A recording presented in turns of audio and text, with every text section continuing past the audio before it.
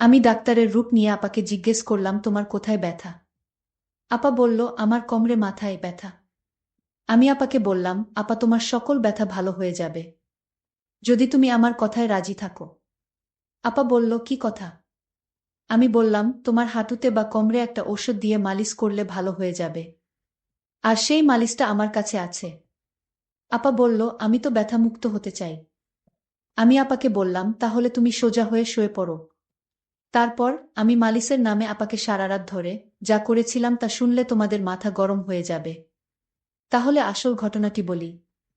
আপাকে চাকরির জন্য পাশের জেলায় গিয়েছিলাম। পাশের জেলা বলতে যে আহামারি দূর তা কিন্তু নয়, বাসে 1 ঘন্টার রাস্তা। সেখান থেকে ভ্যানে আর 10 মিনিট।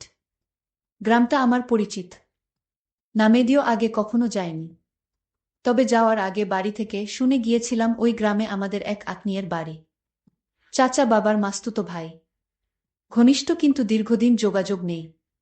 ওই চাচাকে আমি দেখেছি, কিন্তু কখনো তাদের বাড়িতে যাওয়া হয়নি। ফেরার পথেই বিপত্তিটা ঘটল। বিপত্তি না বলে সৌভাগ্য বললেই বোধহয় ভালো হতো। দুপুরের প্রচণ্ড রোদে ভ্যানে করে ফিরছিলাম। গ্রামের রাস্তা যদিও কাঁচা রাস্তা, ফাঁকা ফাঁকা বাড়ি পড়ছিল। কিন্তু বিধি বাম কিছু দূর আসার পর ভ্যানের চাকা পাংচার। চোখে সরিষার ফুল দেখলাম।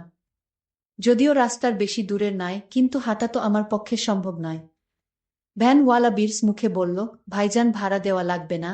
ক্লান্ত ঘামে ভেজা মুখটা দেখে মায়া লাগল, ভাড়ার চেয়ে বেশি দিলাম। কিন্তু আমি এখন কি করি? গ্রামের প্রায় মাঝামাঝি কোনো দোকানও আশেপাশে চোখে পড়ছে না। ভ্যানওয়ালা এখনো দাঁড়িয়ে আছে। তাকে বললাম চলে যেতে। সে যেতে যেতে বলল, অপেক্ষা করতে। ভ্যান অবশ্যই পাওয়া যাবে। আমি অপেক্ষা করতে লাগলাম ভ্যানের জন্য। কিন্তু কপালে থাকলে ঠেকাই কে? বেশ কিছুক্ষণ অপেক্ষা করে বিরক্তিভরা মন নিয়ে আস্তে আস্তে হাঁটতে লাগলাম।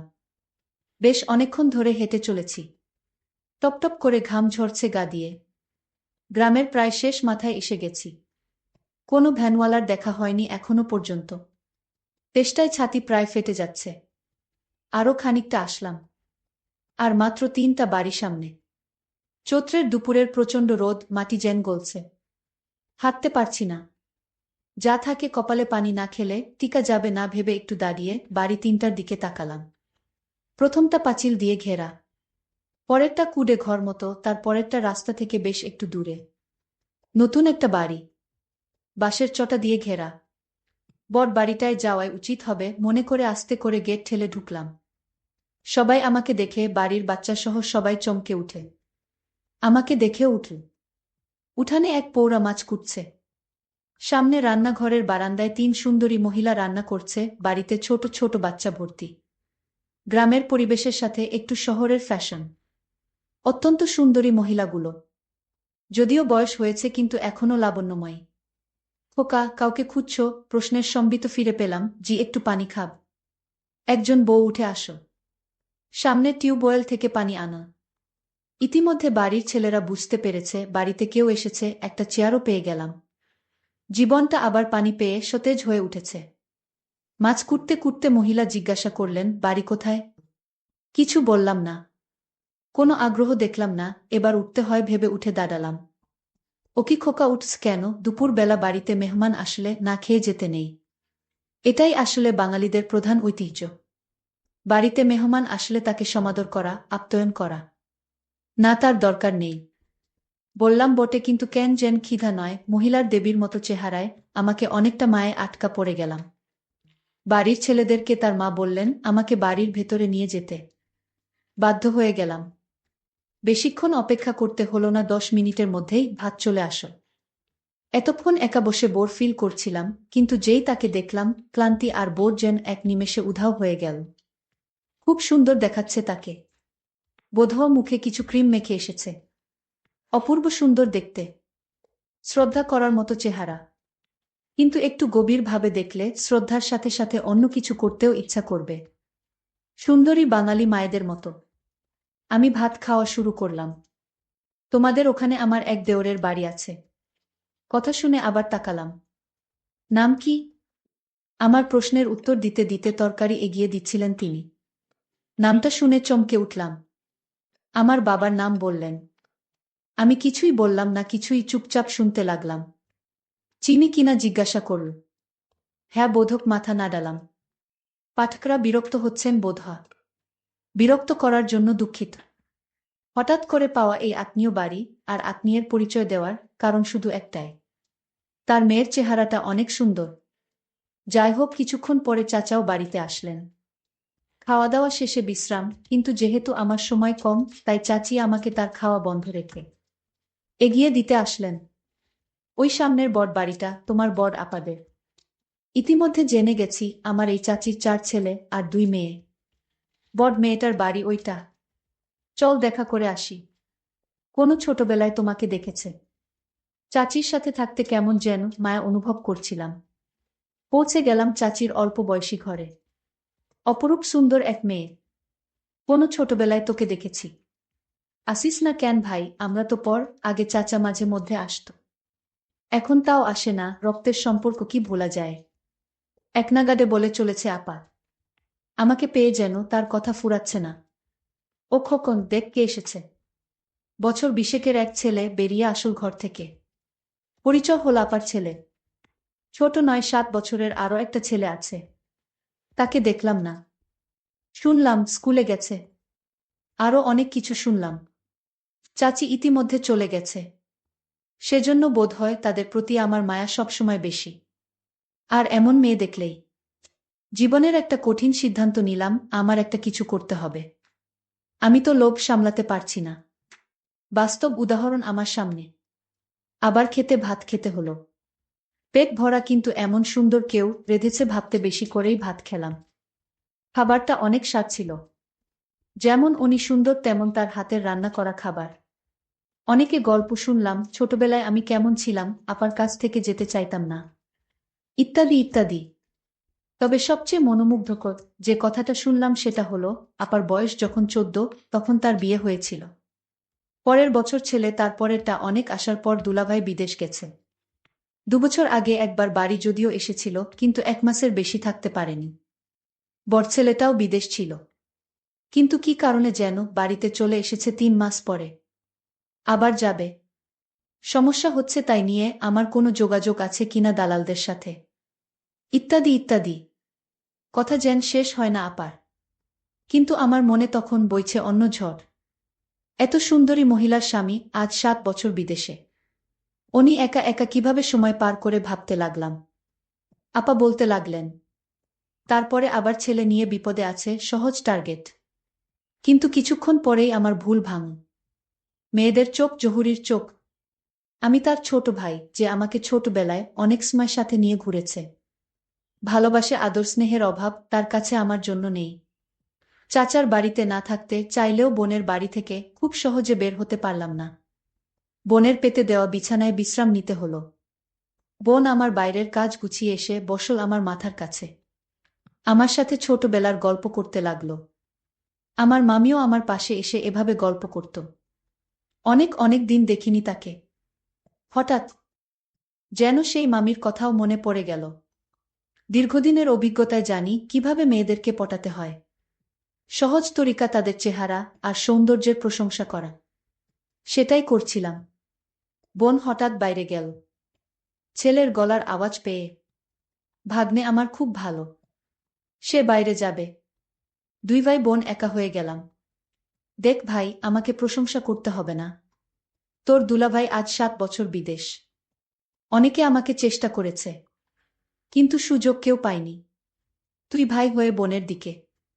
আপা, আমি কিন্তু খারাপভাবে বলেনি। আপনি আসলেই সুন্দর। না রে ভাই, এখন আর সুন্দর কই, আগে তো দেখিসনি। দেখলেও তোর মনে নেই। এখন গায়ের রং পুড়ে গেছে। বুড়ো হয়ে গেছি। বুঝলাম, অনেকে চেষ্টা করলেও আমি ব্যর্থ হচ্ছি না। অসৎ কেবল কাজ শুরু করেছে। তবে সময় দিতে হবে। ধীরে ধীরে আগাতে হবে। তড়িঘড়ি করলে সব হারাতে হবে। অনেকক্ষণ থাকলাম। বিভিন্ন কথা বললাম, শুনলাম। আসার সময় অন্যায় আবদারটা করেই বসলাম।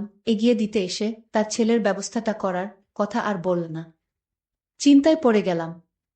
আমাকে কি খারাপ ভাবল? কাজের চাপে 2 দিন মনে ছিল না তার কথা। আসার সময় মোবাইল নাম্বার নিয়ে এসেছিলাম, হঠাৎ সন্ধ্যায় রিং বেজে উঠল। ভাই কেমন আছো? বোনের কথা এত তাড়াতাড়ি ভুলে গেলে? যথারীতি বোন বাড়িতে একা। কিন্তু যে অভাব নেই বুঝলাম তার কথাবার্তায়। আমাকে বসতে দিল কিন্তু বারান্দায়। এমন জায়গায় কিছু করা যাবে না। কৌশল খুঁজতে লাগলাম। বেশ কিছুক্ষণ কথা হলো বর ছেলে নিয়ে। তারপরে আসল কৌশল প্রয়োগ করতে গেলাম। অধিকাংশ মেয়েদের কিছু কমন রোগ থাকে। মাজায় ব্যথা, মাথা ঘোরা, চোখে ঝাপসা দেখা ইত্যাদি ইত্যাদি। ঘরে যাওয়ার সুযোগ পাচ্ছি না। আমি বারান্দায় চেয়ারে বসা, আর বোন দাঁড়িয়ে দাঁড়িয়ে আমার সাথে কথা বলছে। আপনার প্রেশার কেমন আপা? শরীরও তো খারাপ মনে হচ্ছে। আর বলো না ভাই, প্রেশার ঠিক আছে, কিন্তু মাঝে মধ্যে মাথা ঘোরে, বেশিক্ষণ দাঁড়িয়ে থাকতে পারি না। মাজায় ব্যথা হয়। আমি এখন চিন্তা করতে শুরু করলাম। কোথায় ব্যথা দেখান তো, এই ব্যথা কোনো সমস্যা নাকি এখন এক ধরনের মালিশ পাওয়া যায়? ইত্যাদি ইত্যাদি। না থাক, দেখতে হবে না। ডাক্তার দেখাচ্ছি। আরে আপা, আপনি আমার কাছে লজ্জা করছেন। আপা রোগ কিন্তু পুষে রাখতে নেই। এমনি আপনার অল্প বয়সে বাচ্চা হয়েছে। এ সমস্ত উপসর্গে পরে কিন্তু বড় রোগ হয়ে যেতে পারে। আরও দুলাভাই বাড়িতে নেই, এখন যদি আপনার একটা বড় রোগ হয়ে যায় তাহলে আপনার কি হবে ভেবে দেখেছেন আপা? ঘরে চলেন দেখি কোথায় সমস্যা। পুরন অভিজ্ঞতায় জানি এ সময় তাড়াহুড়া করতে যেমন নেই, তেমনি আয়ত্তের বাইরে যেতে ও দেওয়া যাবে না। তাহলে সব শেষ হয়ে যাবে। আপার আগে আমি ঘরে প্রবেশ করলাম, জানালা এখন অবধি বন্ধ। বিছানার উপর মশারি ঝুলছে। নিজে আগে যেয়ে বসলাম। আপাও আসল, কিন্তু দূরে টেবিলের কাছে দাঁড়াল। আপনার কোথায় ব্যথা হয় আসলে? আপা বললেন কোমরে, আর বেশি মাথায় ব্যথা হয়। আমার মাথায় বেশি ব্যথা হয়। নিঃশ্বাস নিতে কষ্ট হয়। আমার প্রশ্নে আমি জানি কি উত্তর দেবে, কেননা পরিশ্রম করার পর সবারই নিঃশ্বাস নিতে কষ্ট হয়। আপা উত্তরও তাই দিল। অনেকক্ষণ কাজ করলে নিঃশ্বাস নিতে কষ্ট হয়। শরীরে ব্যথা হয় কি? পাকা ডাক্তারের মতো প্রশ্ন করে যেতে লাগলাম। না, হালকা হয় বোধ হয়। বাম পাশে না ডান পাশে? মাঝে মাঝে হয় বাম পাশে। এর আগে কোনো চিকিৎসা নিয়েছেন আপা? না, আমি এর আগে কোনো চিকিৎসা নেইনি। কারণ বাড়ির নানান কাজে আমার সারাক্ষণ পড়ে থাকতে হয়। আর তাই সুযোগ পেলাম কোথায় ডাক্তারের কাছে যাওয়ার। আপা তুমি চিন্তা করো না, আমি ডাক্তারি পড়ালেখা করেছি। আমি প্রতিদিন একটা প্রাইভেট ক্লিনিকে রোগী দেখি। তারপর বোন বলল, তুই এত বড় ডাক্তার হয়ে গেছিস, সেটা তো আমি জানতাম না। আজ জানলাম। আমি বোনকে বললাম, তোমার যত সমস্যা আছে আমার কাছে বলো, আমি সমাধান করব। তোমার কি শুধু মাথা ব্যথা? তুমি তো মিথ্যা কথা বলছেন আমার সাথে। আপনার তো হাঁটুতেও ব্যথা হয়। হ্যাঁ হয়। নিঃশ্বাস নিতেও কষ্ট হয়। আসেন তো বসেন এখানে। আমি তাকে বললাম, নিঃশ্বাস নিন তো জোরে। আপা নিঃশ্বাস নিতে লাগল। আমি বললাম, আপা আপনার হাঁটুতে ব্যথা কতদিন ধরে? আপু বলল, অনেকদিন ধরে হাঁটুতে ব্যথা। আমি বললাম, আপা আমি আপনাকে একটা মালিশ দিব, সেই মালিশ যদি হাঁটুতে ব্যবহার করেন তাহলে ব্যথা দ্রুত ভালো হয়ে যাবে। আপা বলল, দেখ ভাই, আমি কোনো কাজকাম ঠিকমতো করতে পারি না। একটু বাড়ির কাজ করলেই আমার হাঁটুতে ব্যথা শুরু হয়ে যায়। আবার নিঃশ্বাস নিতে কষ্ট হয়। আমি আপাকে বললাম, আপা আপনি চাইলে এই রোগ থেকে মুক্তি পেতে পারেন। আমি বললাম, কিভাবে ভাই? আপা আপনি শুধু আমি যা বলবো তাই করবেন, তাহলেই আপনার শরীর থেকে সমস্ত ব্যথা সরে যাবে। আপনি আগের মতো ভালো করে ঘরের সমস্ত কাজ করতে পারবেন। আর আপনার নিঃশ্বাস নিতে কষ্ট হবে না। আমি ভাইয়ের কথা শুনে অনেকটা সাহস পেলাম।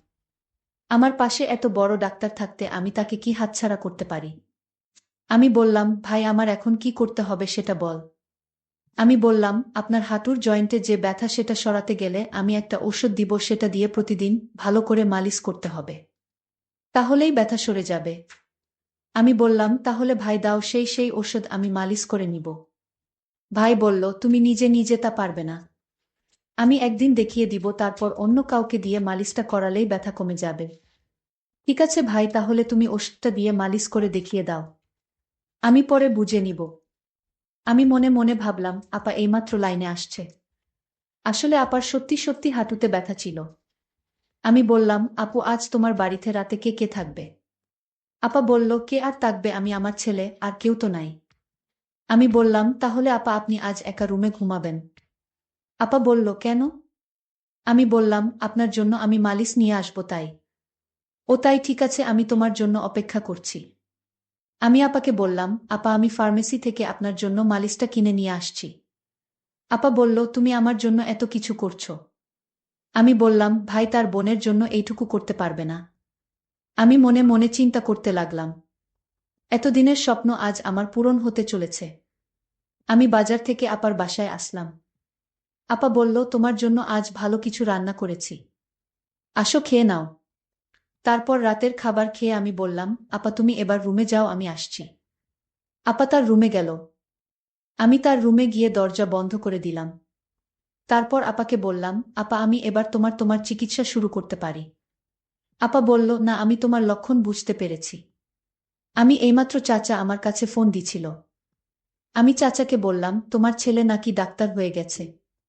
চাচা বলল, আরে কি বলো, ও তো মেট্রিক পাশ করেনি। তাহলে ও কি করে ডাক্তার হবে? ওর এসব ভণ্ডামি ছাড়া আর কিছুই নয়, ওর কথা তুমি বিশ্বাস করো না। আমি বললাম, আপা আসলে আমি। চুপ, তুই আর একটা কথাও বলবি না। তোর মতো মিথ্যাবাদীকে আমি কিছুইতে পছন্দ করি না। তুই এখন বের হয়ে যা। আমি তোকে অনেক বিশ্বাস করেছি, আর সেই বিশ্বাসের সুযোগ নিয়ে তুই আমার সাথে। ভাবতেই পারছি না। চলে যা আমার ঘর থেকে, তোর এই মুখ আর আমি দেখতে চাই না।